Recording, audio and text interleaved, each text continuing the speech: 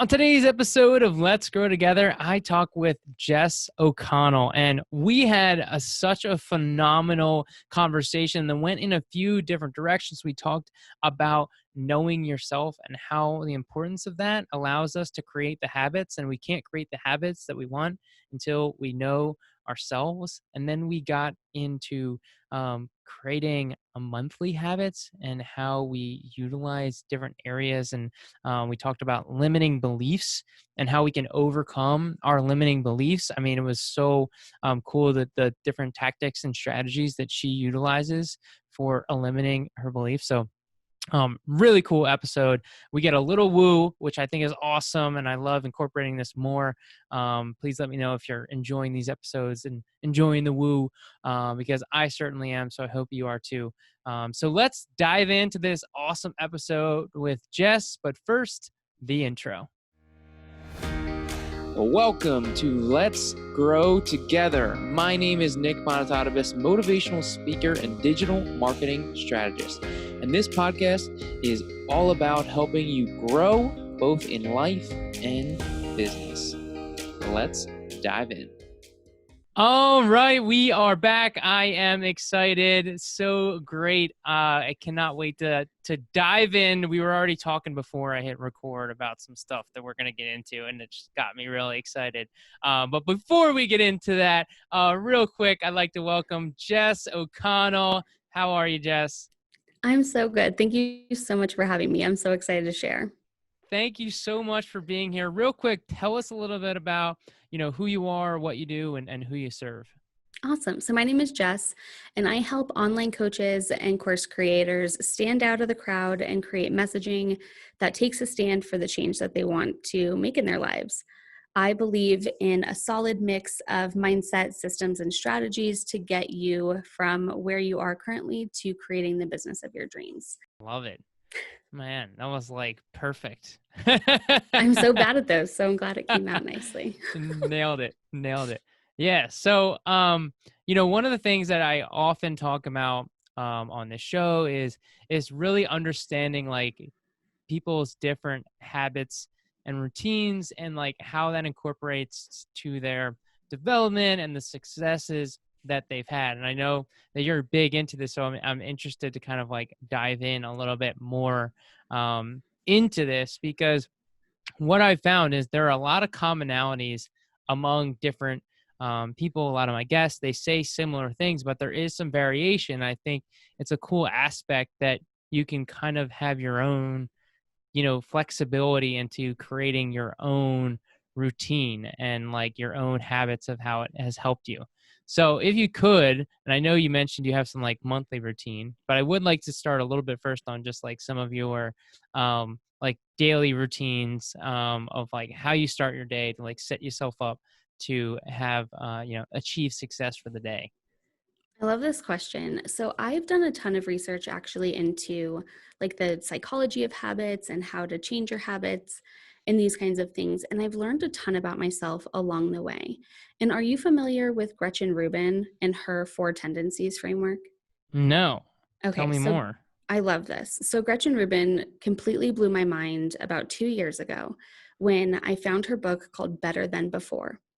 And it talks about creating habits to become better than you were before. And it's a really beautiful book. And it goes through her, like this exploration of habits and how different people create habits and the psychology of habits for different people. And through this, like exploration, she discovered that there are 4 tendencies that people tend to have around expectations. And so the 4 tendencies are upholder, which are people who uphold their own expectations of themselves and other people's expectations of themselves. So if they want to do it, they do it. If other people want them to do it, they do it. Then there is the obliger, who will do it if other people want them to do it. They uphold other people's expectations, but they don't uphold their own. So they're not self-motivated people. They need accountability. They need other people to expect things from them in order to get things done. Then there's the questioner, who upholds their own expectations, but will only uphold other people's expectations once they become their own expectations. So these are people who are like, why do I need to do that? Explain to me, like, what is in it for me? And so those are the people who like they rebel against other expectations until they decide that they're their own expectations. Then the last one is the rebel, who upholds neither their own expectations or other people's expectations. And I was really struggling with creating consistent habits in my life and in my business a few years ago. And I discovered this book, and I thought for a long time that I was an obliger just based on my things, right? Like you need accountability. It's nice to have people checking in on you. And I was setting up these structures of accountability in my life. But I felt like I was the worst person ever at accountability because even if somebody was expecting me to do it, I didn't want to do it. And so when I read this, I was like, oh my God, I am a rebel. Anytime that anyone expects something from me, I have a really hard time complying. And even when I expect things from me, I have a hard time complying. And so understanding this tendency about myself, I was able to really hack that part of my brain into creating habits ish that really work for me. And so this comes into play a lot when I try to set up morning routines, right? Which I think is basically what you're asking. Like anytime that I'm like, okay, I'm going to wake up, I'm going to have a cup of coffee, I'm going to go sit outside, I'm going to read, and then I'm going to meditate, and then I'm going to journal.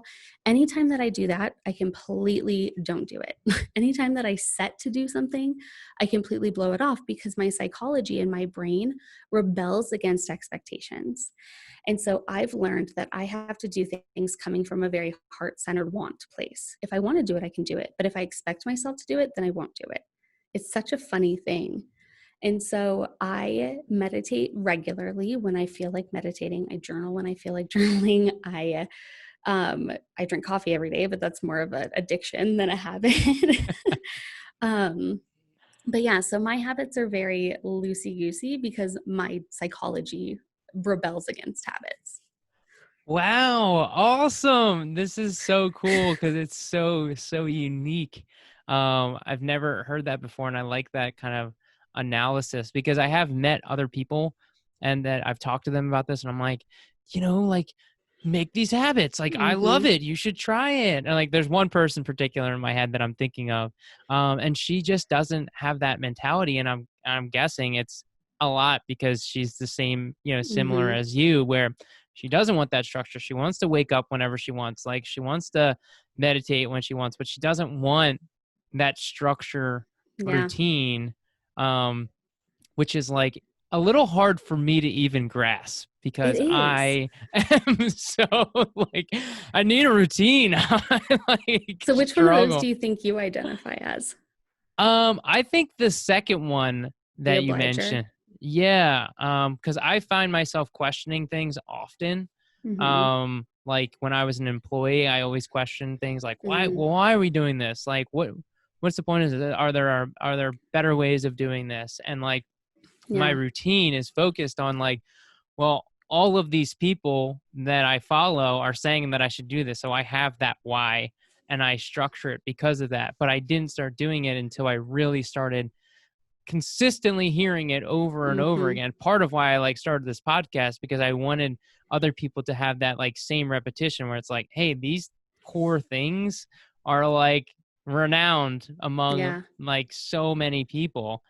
And so like I do have that like why, but again, it's like yeah. I need to have that. Like I meditate because I know it's like that clear mind that I Mm-hmm. need to have.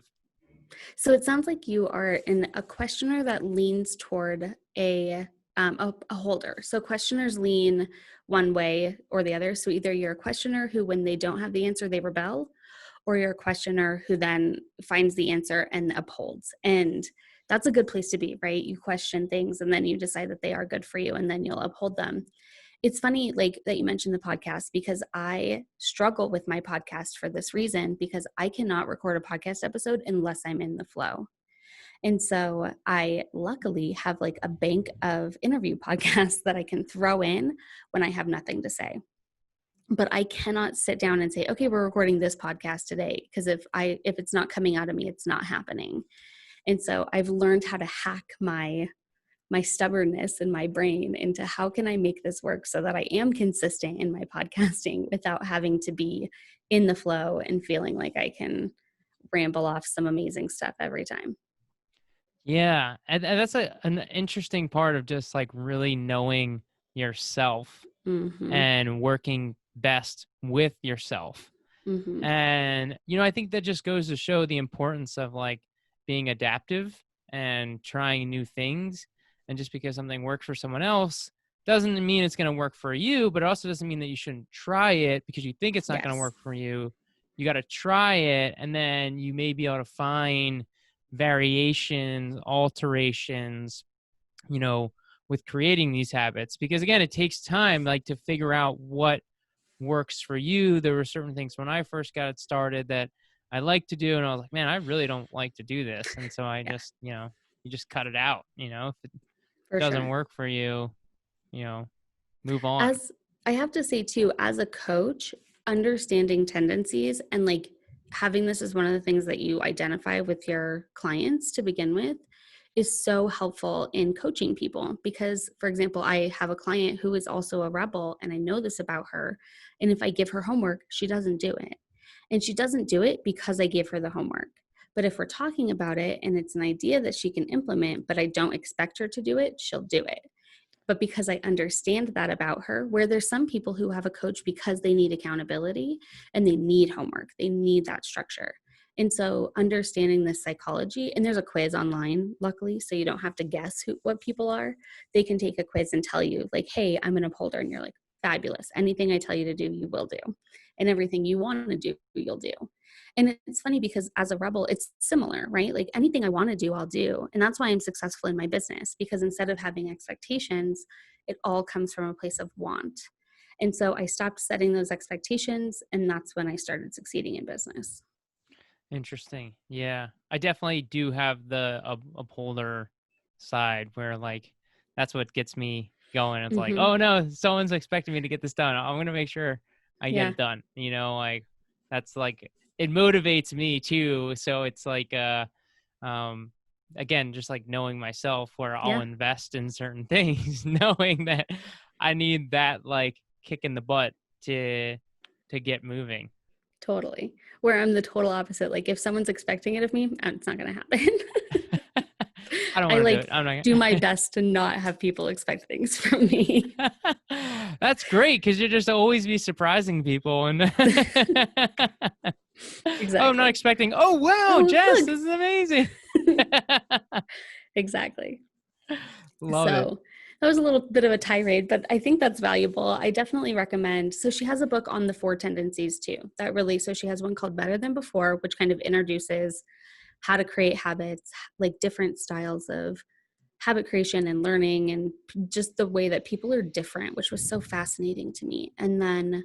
Um, and then the four tendencies book really digs into each tendency and how to hack your tendency, how to understand, like how to set up your life so that you work best in your tendency.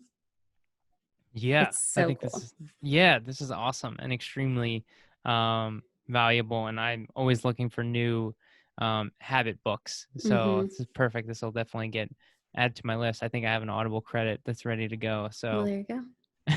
She also has a podcast called, I think it's called Happiness by Gretchen Rubin, because she's more famous for her book, The Happiness Project, which you may have heard of. I have. And now that like when you said that, now Gretchen Rubin is coming in, I may even follow her because I feel like I Mm-hmm. remember somebody or I have and then unfollow. I don't know. At some Mm-hmm. point I've definitely She's come in your across sphere. her. Yeah. It is interesting too how all of that works, like the Mm-hmm. intertwining and spheres of different people and how you Totally. continue to get introduced. And if you keep hearing the same name, like maybe you should go Mm-hmm. check this person out. Although if you listen to my show, like, and you haven't checked out James Wedmore yet, then you're missing out True. because he gets mentioned fairly often on this show, which he Feel deserves it. you. He's awesome. It's true. And this is a great segue too because James Wedmore, the Woo man himself, the Wedmore Woo, which is it's such an interesting thing because I never was like, oh yeah, I'm like super woo, it just was not me. I was definitely resistant towards it. I the most woo for me was like meditation. And I'm like, all right, I'll Mhm. meditate. It makes sense. You're just kind of clearing your head. It goes to like the why. It's like, all right, well, there's a reason for this. It's Mhm. helps clear your head, helps you focus more. Um, but he's got that so many interesting, and he doesn't share. He is way more woo than he shares, which is like crazy to Mhm. think. Because he does get, I mean, his podcast is like a little woo, and like some episodes are more woo, but then we've had a lot of exposure with them, like more behind the scenes, and I'm like, wow, he's even more woo than he leads in the public. Mhm. And then he like hints at that he's like even more woo Even than more than what. that. Yeah. Like there's just deeper and deeper and deeper. Yeah, I'm excited to learn more about that. But in like this woo sphere, you mentioned that you have some like monthly habits that you do that are a little bit more woo. So I'd love to kind of talk about that. I do. And so when I first got introduced to this stuff, I was not into it either. I'm a very left brain, I think it's left brain, the one that's like analytical and logical and that kind of person. I love numbers, I love science, I love evidence. And I am an INTJ, which is the same as James. And so I like concrete answers to concrete questions, and I'm very like evidence based. And so when I first heard of this, I was starting to explore my money mindset. And I took a course from a girl who had like a 3-day like money mindset makeover, or maybe it was 3 weeks or something. But she went through like understanding your money beliefs and all of these things. And the last exercise was doing a full moon ritual. And I was like, that sounds so weird. What is a full moon ritual? And so I started it out, and I remember doing my very first one, and I followed what she said to do. And I was like, this is the weirdest thing I have literally ever done. And following her steps, I started to see changes in my life. I started to see changes in my mindset, my money availability, like my abundance, all of these things. And so I was like, maybe there's something to this. And so that's when I really started diving into understanding the moon and the moon's energy and its effect on us as humans, and how to really maximize that energy at different times of the month to kind of set these intentions and create habits around it. If the moon freaks you out, just do this twice a month at different times of the month, like one and then 2 weeks later, the other one, and then back and forth. But these have been really powerful habits for me that I like associating with the moon. It's easy to remember when to do it, that have made a huge difference in my business. So the first one is a full moon ritual. And so it is not anything that involves dancing around a fire naked. Like it's nothing weird, but it does involve fire. But basically, the full moon energy is a great time to release things. So first I want to talk about the moon really quick. The moon has very powerful energy, and if you don't believe in that, have you ever heard about tides?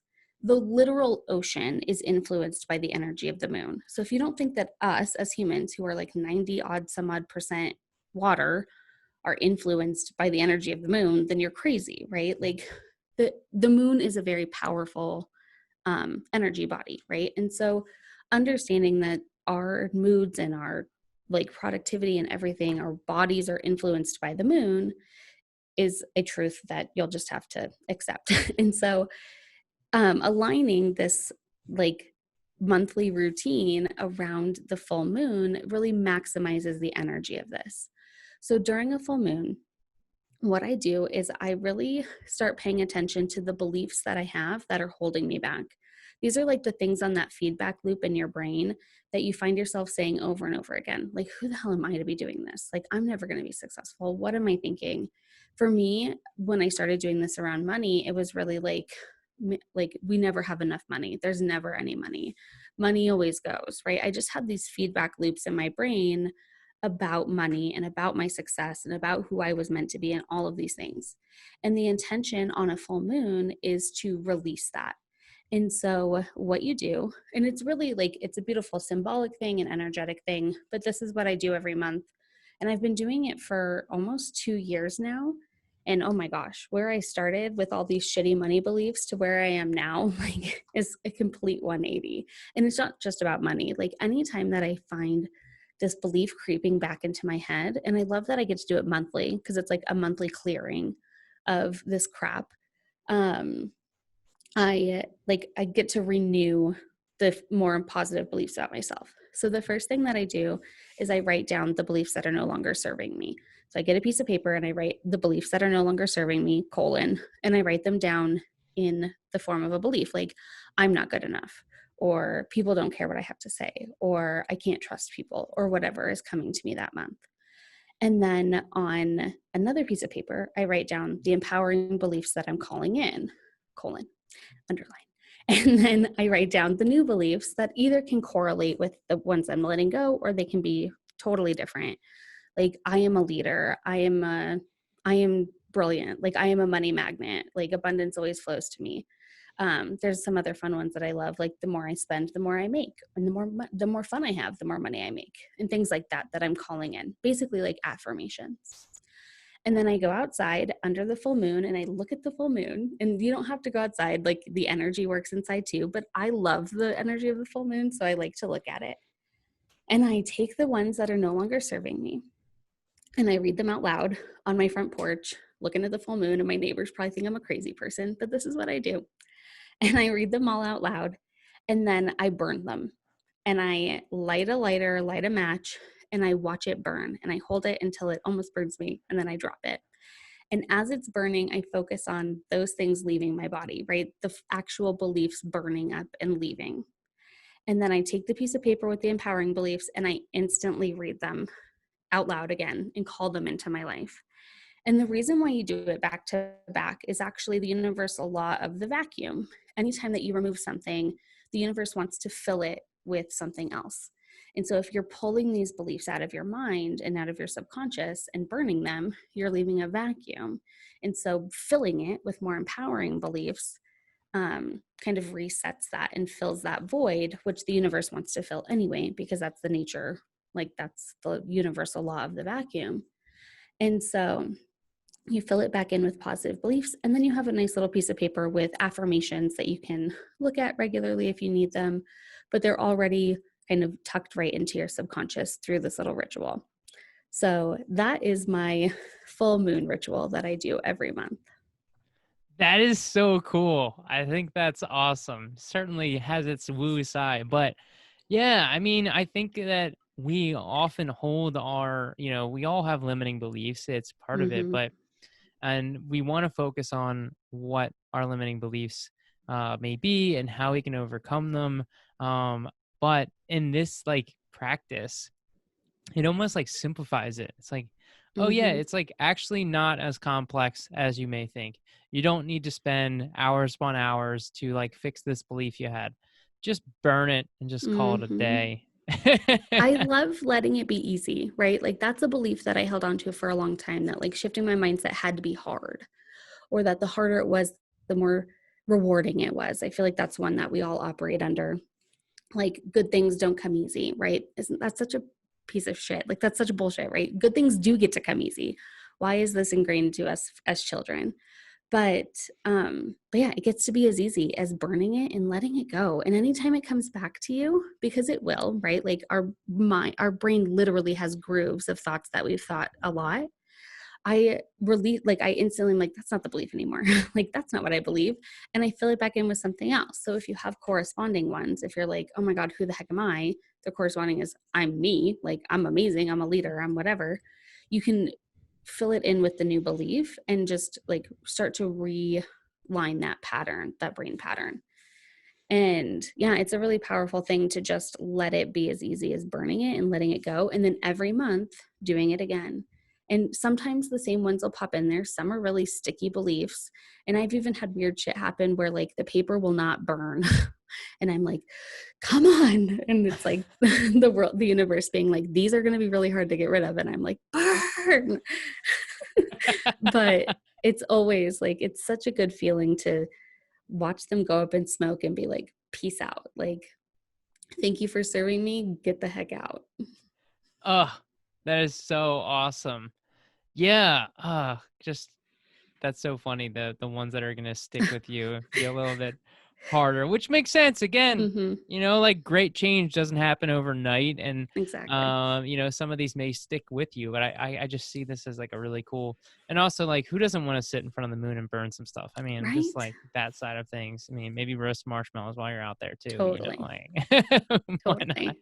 So, one thing I was just thinking about though, too, as you talk about your beliefs and how you've been able to recognize your beliefs, you know, how has that process helped you? And like, how have you, because like we may even have beliefs that we're not even aware of. Do you do Hmm. anything that has like helped you to see these beliefs? Is it from other people telling you, or like, how have you found the beliefs to even burn them?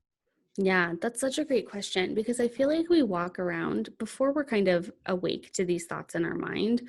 We just kind of walk around in the feeling of them being a truth without recognizing that they're a belief. And so if you feel crappy about something, that's a really good sign that it's a belief and that it's an untrue belief, right? Beliefs by their nature are a lie. And it's even in the world, it's even in the word belief has lie in it. And so, if you have something that you're walking around with and it makes you not feel very good, ask yourself, what am I choosing to, like, what is making me not feel good right now? Like, what am I choosing to believe that's making me feel like shit? And I had an instance of this, and this is like the beginning of self coaching, right? Really recognizing that your feelings are indicators of your beliefs and that your beliefs are not necessarily true. And so, the beginning of self coaching, I have done a lot of this work on myself. Anytime that I'm in a really bad mood or something is really bothering me, I ask myself, what is the lie I'm choosing to believe right now? And I love calling it out as a lie because it makes your brain stop. It's like a pattern interrupt. And I'm like, what is the lie I'm choosing to believe? And I look for it. And I'm like, for example, I had a moment like this a few months ago. I was in a really crappy mood that I couldn't shake. And I kept like snapping at my husband, and he was like, "Oh my God, what is wrong with you?" And I was like, "What is the lie I'm choosing to believe here?" And it was that, like, for some reason, I was really mulling on this idea that like people don't have my best interest at heart. And I was struggling with like my team and with, I have some deep beliefs from like growing up that kind of stick around. And they're things that I have to check often. But I was like, people don't have my best interest at heart. And then you ask yourself, is that true? And try to find as much evidence as you can, either for or against that, right? Our brain is always looking for evidence. So if it has a belief that it's holding on to, you probably have a case file full of evidence that supports that. Well, so and so did this to me. They didn't have my best interest in mind. And then that so and so burned me, and that's evidence that it's true. And then I try to look for evidence that it's not true. And I'm like, well, has anybody ever had your best interest in mind? And I'm like, well, yeah, lots of times, right? And so I start to kind of build that case against that belief. And if I can realize that that belief isn't true, which it's always not true because things that make you feel bad are not true, they go in direct contradiction to your ultimate truth, which was written for you by God or angels or universe or whatever you want to call it, which is that your infinite potential and that your infinite love and that everything that you want is absolutely possible for you. God did not write on your scroll, baby Nick, people will not like him. He will not be that successful, right? Like, you know that that's not true. And so when you can start to align to what is ultimately true for me and what is the truth, that's when you can start to build that case file of evidence for the truth.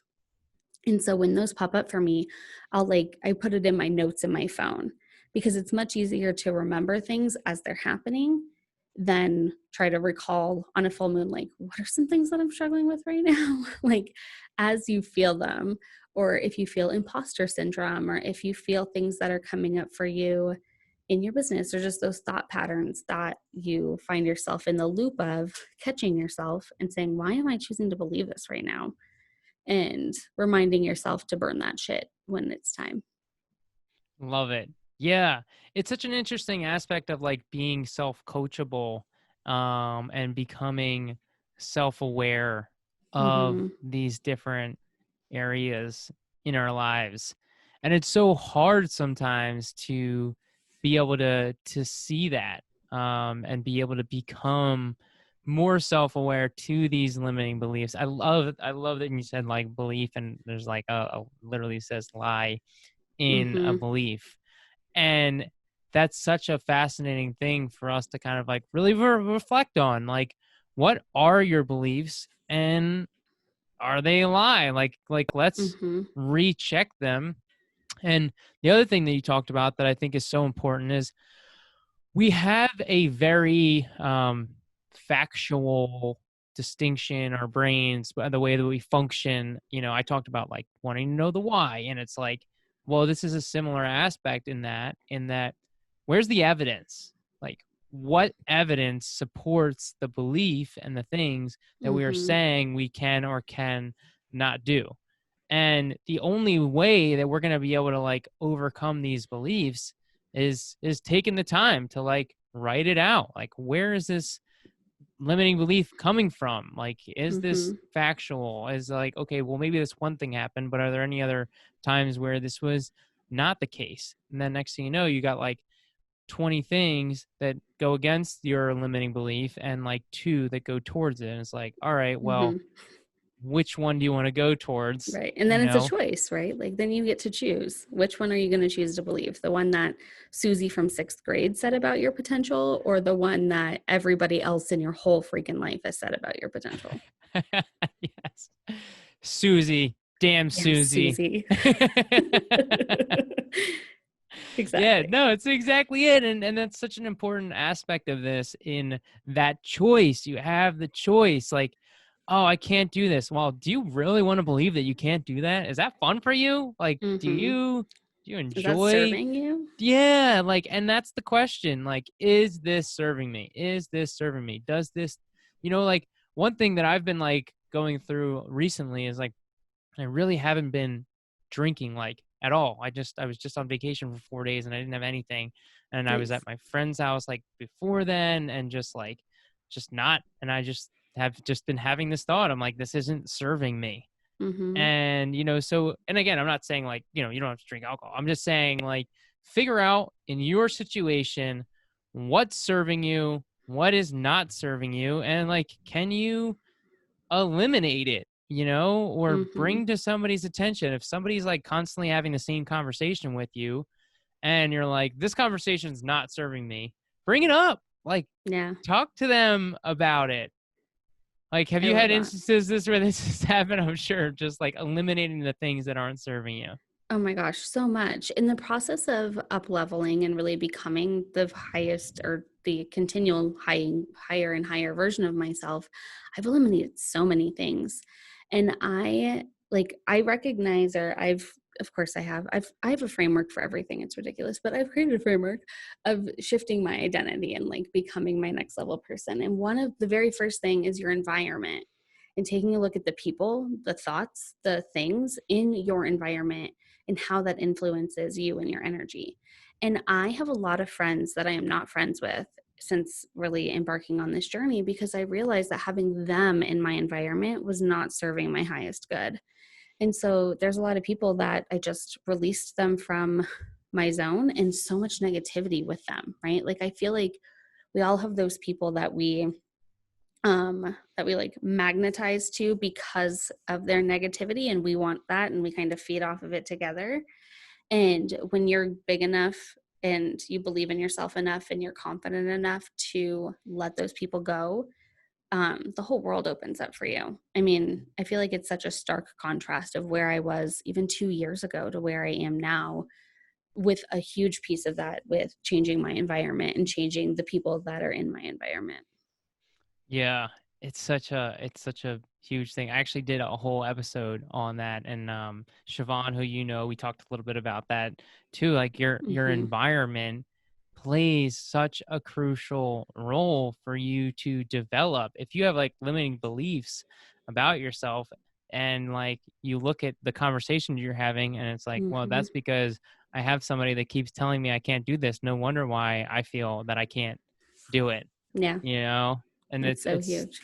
and like to me that's like an easy thing to recognize on Mm-hmm. like what are these people saying. I recently had a coaching call that I was working with someone, and one of the struggles that they were having, and they were talking about all these different things like mindset and like things that they love to talk about. and they were telling their family, and like their family's just like rolling their eyes. Mm-hmm.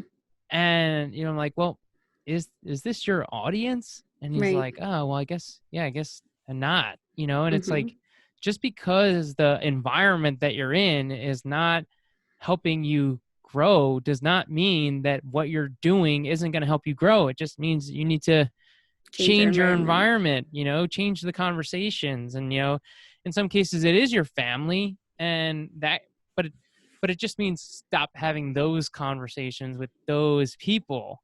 You Mm-hmm. don't have to cut them out. Right. Just Disown stop your whole talking to them. family. Yeah.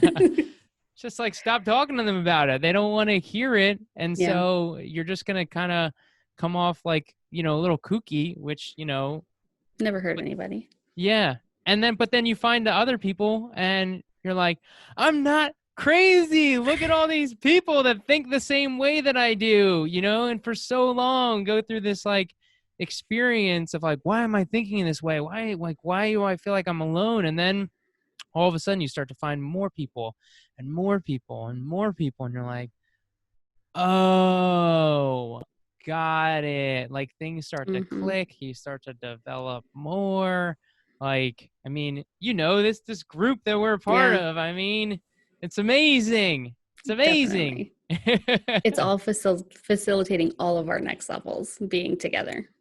Yeah, and just like being able to communicate and motivate and like have these great conversations. Mm-hmm. I was just thinking like, for me, like there's a lot of my family loves to talk politics, and I'm like, I don't want to talk about this. And then I like just like jump into our group chat, and I'm like, yes, Yeah. these are the conversations that I want to be having. Like Mm-hmm. this is serving me, Yes. I have to say that every once in a while I do. It's like eating junk food. I will participate in a conversation that is not productive about politics because sometimes you just need a little bit of junk food and then you're like, okay, I'm done. I need to unsubscribe again. But sometimes Yes. it's a nice little treat. That's awesome. And I think this is actually a great little like segue too into just like our habits and our routines of like, and Hmm. like vacations and like taking a Hmm. break and, Yeah. having some ice cream and, Yeah. so like what has your experience been with like, with your business and how you've developed your company and then being like, I've been working too much or, and just like finding time to make sure that you're separating yourself, giving yourself that break? Do you have like things that you incorporate, or as a rebel, you're probably like, I don't feel like working today, I'm not going to? Well, it depends on like where I am in like a launch cycle basically, but I've really been working lately on creating boundaries because I love my business and I am probably a little bit of a workaholic. Like I would work all of the time. And so I have started creating really, really clear boundaries, which is why I'm now in an office because I found that by being at home, the boundaries were so wishy washy. And I would feel guilty for working because my kids were at home and they wanted me to be mom, but I needed to work. And then when I like was with them, I was just thinking about working. Like I was trying really hard to be present, but I'm like, oh my God, I need to send that email because all of the ideas come back to your head when you're not thinking about work.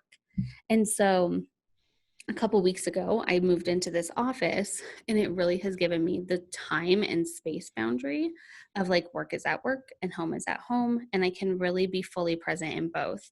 And I have to say that by creating that boundary and letting my brain not think about work sometimes, like I've been taking my computer home, but I haven't been opening it at night, which is wonderful.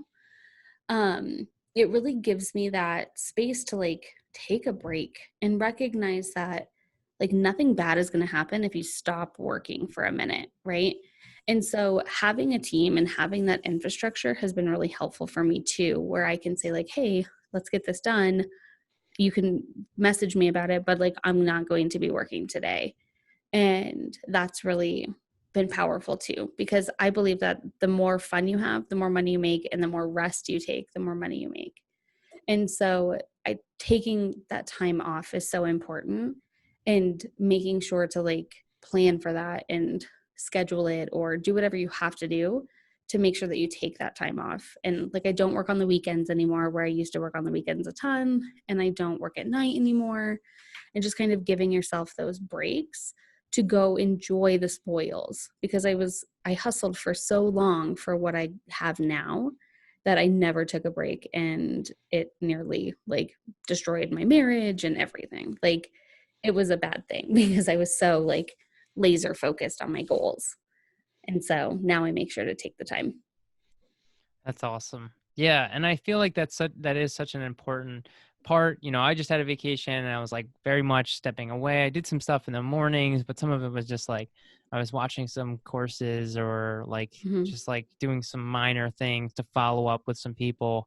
But then the rest of the day, like I don't have my phone on me. I'm not even looking at it. Like, and it was so funny starting my day today because I had like bunch of voicemails, a bunch of messages, a bunch of emails that I need to reply to. And I was just like, okay, I'm going to reply to them now. I didn't feel like I needed to reply to them right away. It wasn't like, it's like a lot of people knew because I'm like active on social media too. So like texts are like, hey, I know you're on vacation, but I wanted to just like shout you real quick. And I Mm-hmm. think it's just such an important aspect of being able to step away, because I definitely can relate with you from like the obsession of just like Mm-hmm. loving your business and just like wanting to do it and realizing like the more that you put into it, you can get so much more on so many levels that are going to free up, and things in your life. But at the same time, like taking the time, like this trip was like with my grandmother, like feel like the older you get, Mm-hmm. not to say that like hopefully she's not going anytime soon, but But like you never know. yeah, you don't know. And like, my grandfather was existent for a whole year. And I say existent because it just like wasn't my grandfather for that time. So like understanding that aspect, where my grandmother right now is like very much with it and like having lots of Mm. fun and just like, so it was very important for me to like take the time, spend time with her now while I can, and just like enjoy those moments, because you just don't know. Tomorrow is not guaranteed. Mm-hmm. It's so true. Yeah. So, yeah, such a good conversation. Yes. Love this. This is awesome. And one of the questions, as we segue here, um, I love to ask, and you already like immediately brought up a book, which is great. Mm-hmm. And I always joke that this isn't really for my listeners; it's really for me. I love getting book recommendations for like just things that just like totally change. I know you mentioned the one, and that's awesome, of Gretchen Ruben.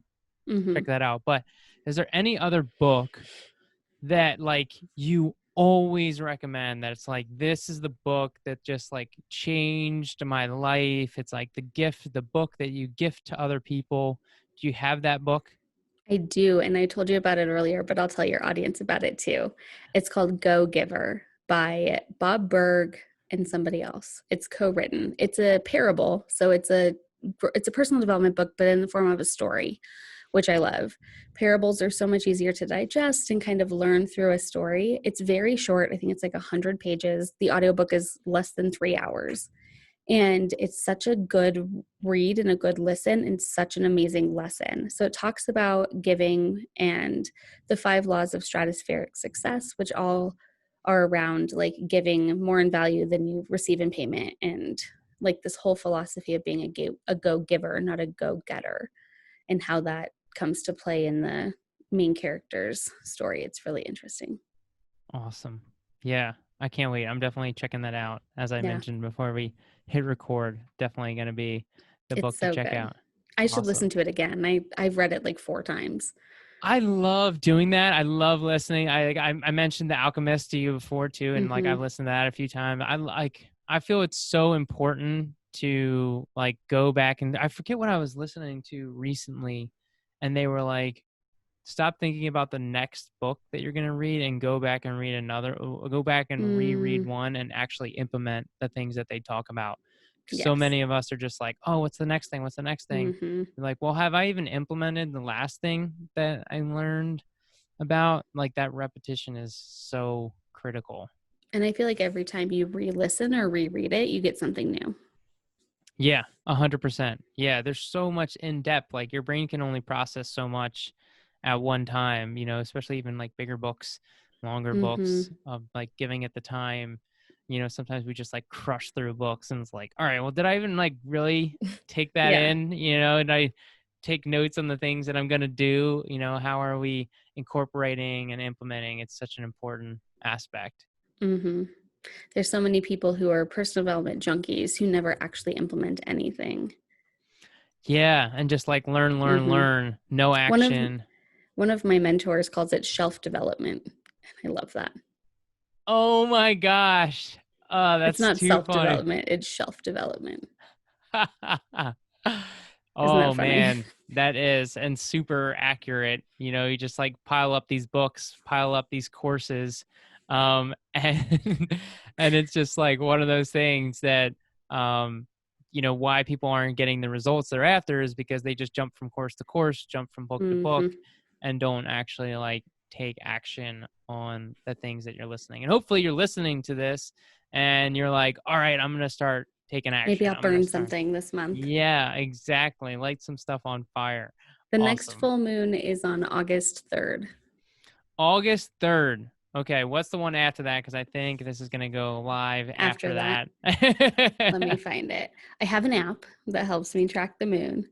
The next one is on September 1st. September 1st. Yep. Cool. I think And then this will after be. that, actually, you know what? October would be an amazing one. There's 2 full moons in October, the 1st and the 31st. So Halloween is on a full moon. Oh, check it out. October is approaching based on when this is going live. So you're going to want to make sure that you Double full set moon action. double full moon, double fires. Awesome. So cool. Jess, thank you so much for being here. Real quick, what's the best way for people to follow you, get in touch with you, reach out to you? People can find me all over Instagram. My whatever it's called is at Jess.O'Connell _. And I also have a podcast called Decide to Rise. Awesome. Love it. Fantastic. Check Jess out. You're going to get some more great stuff. Thank you so much. This was such a cool conversation. We had some laughs, got some actionable items that you can start to implement to start eliminating those limiting beliefs that you have. So thank you so much, Jess. You're so welcome. And thank you guys for listening. I appreciate you guys. And remember, let's keep growing together. Wait, one more thing. I would first like to say thank you. Thank you for listening. And if you enjoyed this message, please take a moment to write a review. By writing a review, it helps people find this message and helps me help more people.